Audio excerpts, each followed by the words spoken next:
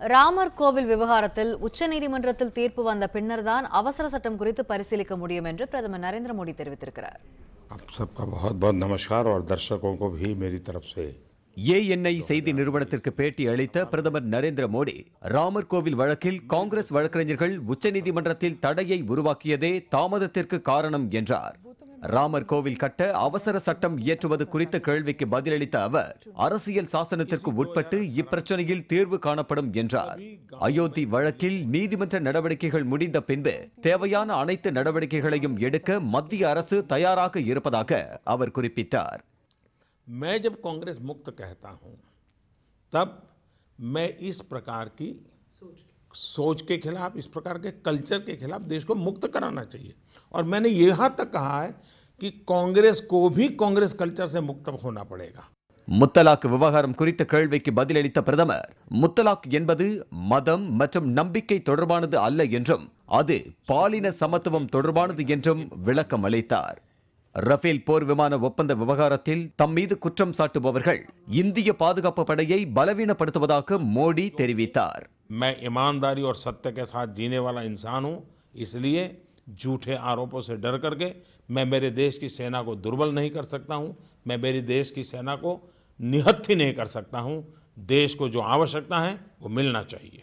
விவசாய கடன் தள்ளுபடி செய்வதாக காங்கிரஸ் கட்சி கூறுவது பொய் என்று கூறிய பிரதமர் அதனால் தான் லாலிபாப் என்று விமர்சித்ததாக தெரிவித்தார். காங்கிரஸ் கட்சி மக்களை தவறாக வழிநடத்தக்கூடாது என்றும் பிரதமர் வலியுறுத்தினார்.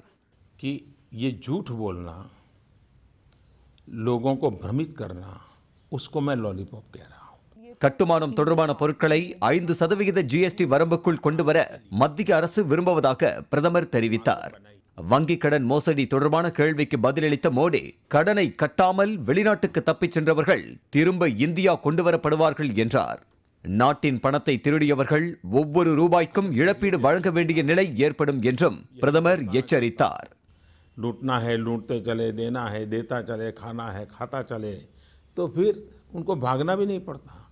इन लोगों को भागना इसलिए पड़ रहा है कि यहाँ पर उनको कानून नियमों का पालन करना पड़ेगा. ரிசர்வ் வங்கி ஆளுநராக இருந்த உர்ஜித் பட்டேல் கடந்த 6 மாதங்களாகவே பதவி விலக விருப்பம் தெரிவித்ததாகவும் சிறப்பாக பணியாற்றிய அவர் தனிப்பட்ட காரணங்களுக்காகவே பதவி விலகியதாகவும் மோடி தெரிவித்தார். 5 மாநில தேர்தலில் பாஜகவுக்கு ஏற்பட்ட பின்னடைவு குறித்து விரிவாக விவாதித்து வருவதாக மோடி கூறினார். 4.5 ஆண்டுகளில் செய்த திட்டங்களின் அடிப்படையில் மக்கள் மீண்டும் பாஜகவை தேர்வு செய்வார்கள் என்று அவர் நம்பிக்கை தெரிவித்தார். நடைபெறவுள்ள மக்களவை தேர்தல் என்பது எதிர்க்கட்சிகள் அமைத்துள்ள மெகா கூட்டணி மற்றும் பொதுமக்களுக்கும் இடையிலானது என்று அவர் விமர்சித்தார். कि सारे लोग हैं वो कभी न कभी कांग्रेस में से निकले हुए, कांग्रेस के खिलाफ आवाज उठा करके बाहर आए हुए लोग हैं.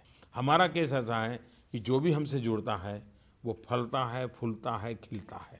4 தலைமுறைகளாக நாட்டை ஆண்ட குடும்பத்தினர் நிதி முறைகேட்டில் சிக்கி தற்போது ஜாமீனில் வெளியில் இருப்பதாக ராகுல் காந்தி குடும்பத்தினரை பிரதமர் கடுமையாக சாடினார்.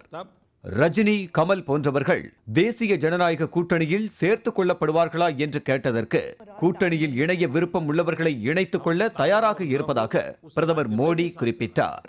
तो साथ चलना ही हमारा सिद्धांत रीजनल एस्पिरेशंस को बल देने के हमारे मूलभूत सिद्धांत से जुड़ा हुआ है.